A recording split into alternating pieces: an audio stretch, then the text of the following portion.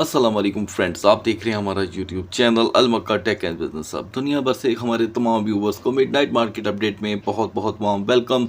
तो दोस्तों, पूरी दुनिया के लिए यहाँ पर एक पॉजिटिव न्यूज़ खुल के सामने आ रही है, लेकिन अभी इसे आए हुए सिर्फ चंद मिनट्स हुए हैं और ये न्यूज़ आने वाले दिनों में पूरी मार्केट को अपनी लपेट में ले सकती है, क्योंकि जो यहाँ पर पीस टॉक हो रही थी उसका दूसरा सेशन यहाँ पर होने के पूरे पूरे इम्कानात ज़ाहिर हो गए हैं और इन इम्कानात को मैं अभी डिस्कस करूँगा। लेकिन सबसे पहले मैं आपको बता दूँ दोस्तों कि कल है कारोबारी हफ्ते का दूसरा दिन और इम्पोर्टेंट यूएस डेटास जो हैं वो कल मार्केट में आने हैं, जो रास्ता हमवार करेंगे किसके लिए, FOMC के लिए। FOMC जो 18 और 19 तारीख के दरमियान होगी। तो अब हम ज़ाहिरी बात है 14 अप्रैल की तरफ जा रहे हैं, तो दिन बहुत कम रह गए हैं।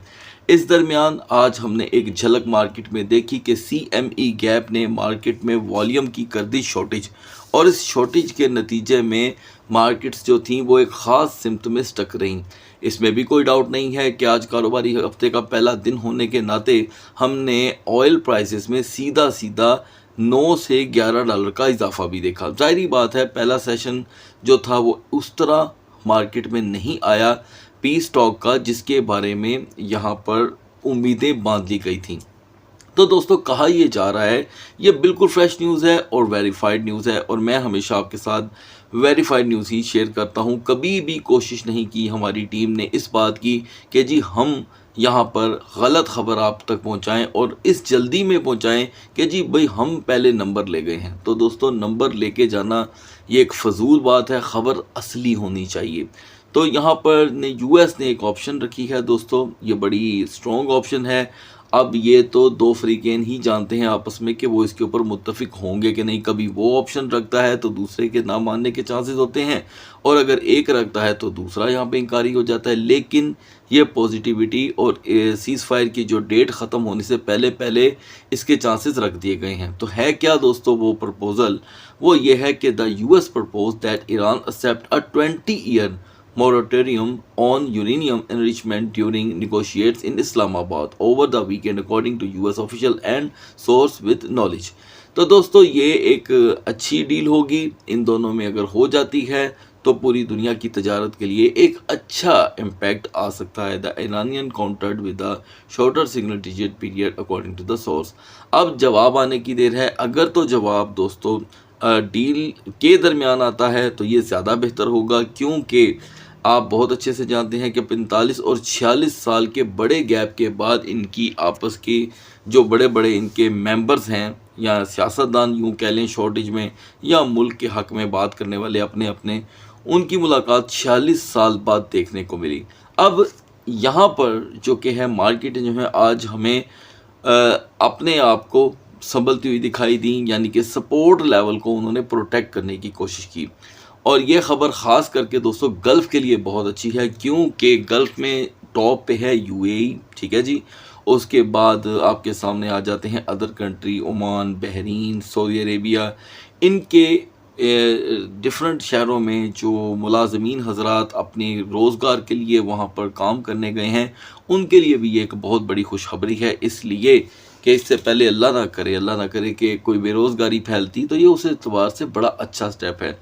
अब दोस्तों, डिजिटल मार्केट पे भी इसका एक अच्छा इम्पैक्ट आ सकता है और आप बहुत अच्छे से जानते हैं कि 45 दिन होने को हैं। क्रिप्टो मार्केट ने अभी भी एक अच्छा स्टांस जो है वो ग्रैब करके रखा हुआ। इवन कि कल की अच्छी खासी बहस के बाद भी मार्केट ने 70,000 को आज भी प्रोटेक्ट करके रखा और अब से कुछ ही देर पहले BTC 72,500 का हाई भी लेकर के आया है। तो दोस्तों, यहाँ पर इन चीज़ों पे और ऑयल प्राइसेस पे नज़र रखना बड़ा ही ज़रूरी हो गया है।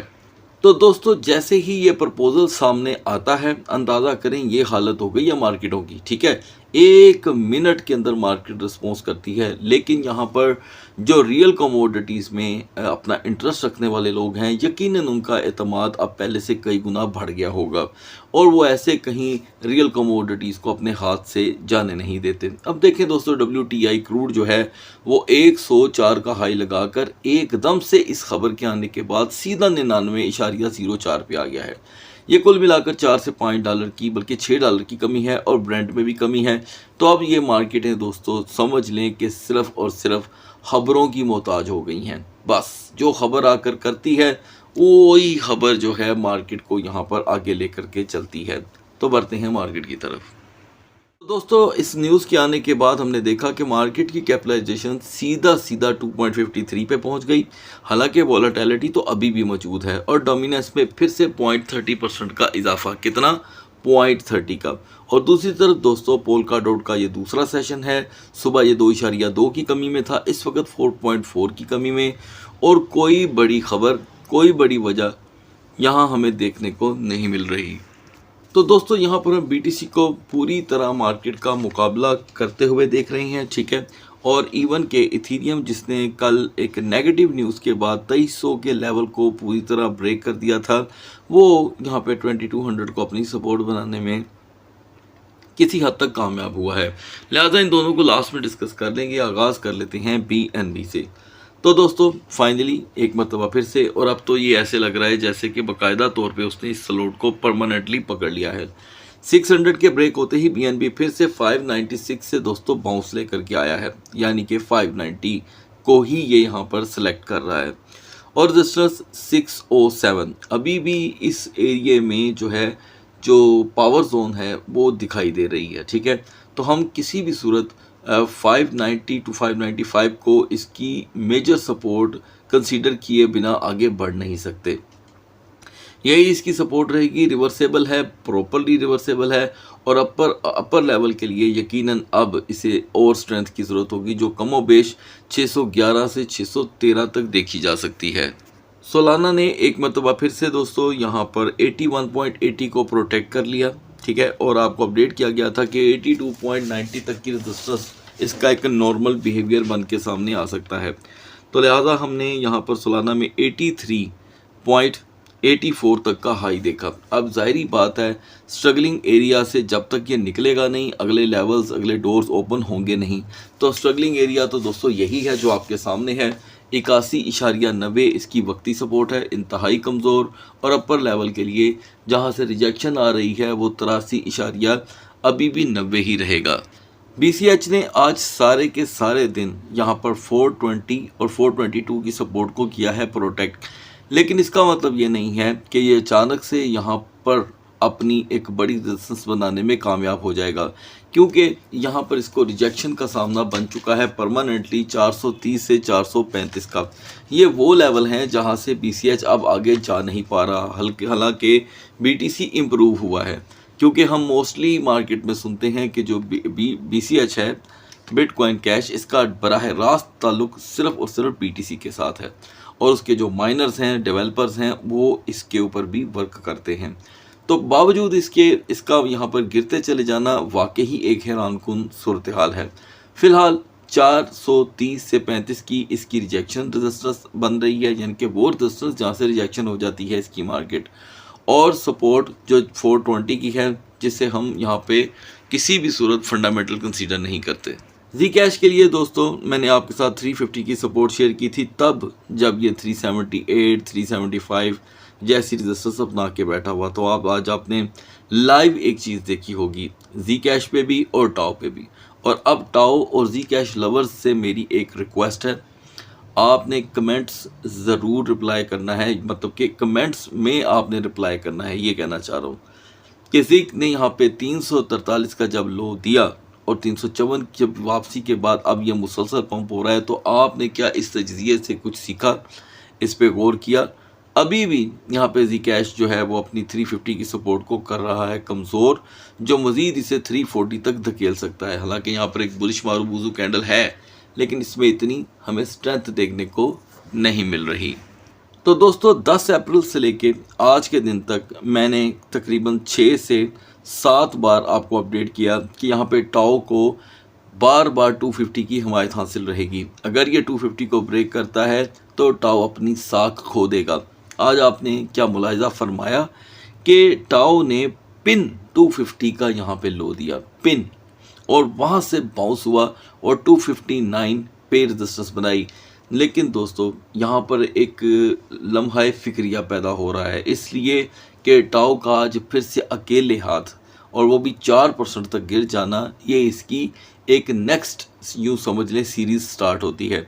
तो मैं समझता हूँ कि टाओ को 250 का लेवल हर सूरत प्रोटेक्ट करके अपनी सेफ जोन में आना होगा। जो आप बहुत अच्छे से जानते हैं वो 280 के बाद की है, जिससे हम अभी काफ़ी दूर हैं। लेकिन टाओ जिस नाम से पहचाना जाता है और पिछले 2 साल से जो इसने मार्केट अपनी बनाई है, उस एतबार से 280 इसके लिए हासिल करना इतना मुश्किल भी नहीं है। लेकिन खबरें बहुत नेगेटिव हैं टाओ को लेके, लिहाजा प्रेशर दोस्तों 250 की तरफ बढ़ता चला जा रहा है। और मुझे ऐसे लगता है कि अगर अब 250 ब्रेक हुआ तो रिकवरी थोड़ी मुश्किल हो जाएगी।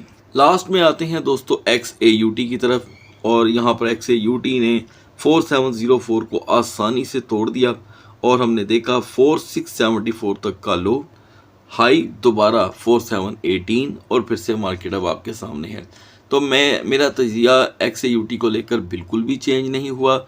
अभी भी XAUT अगर 4705 को यहाँ पर ब्रेक करता है तो 4680 एक नॉर्मल लो कंसीडर किया जाएगा बेरिश साइड के ऊपर। और अपर लेवल के लिए हमें अभी भी 4730 से 4735 की रेजिस्टेंस चाहिए, जो इसे मजबूत कर सकती है।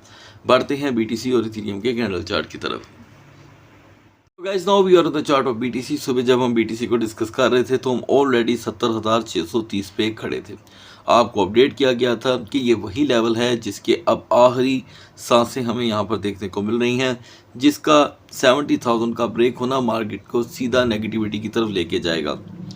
दोस्तों मार्केट ने उसके बाद एक दफ़ा भी पीछे मुड़ के नहीं देखा और हमने हाई देखा 72,522 का, लिहाजा 71,800 जिसकी बात हो रही थी वो उसने हासिल कर लिया है फिर से।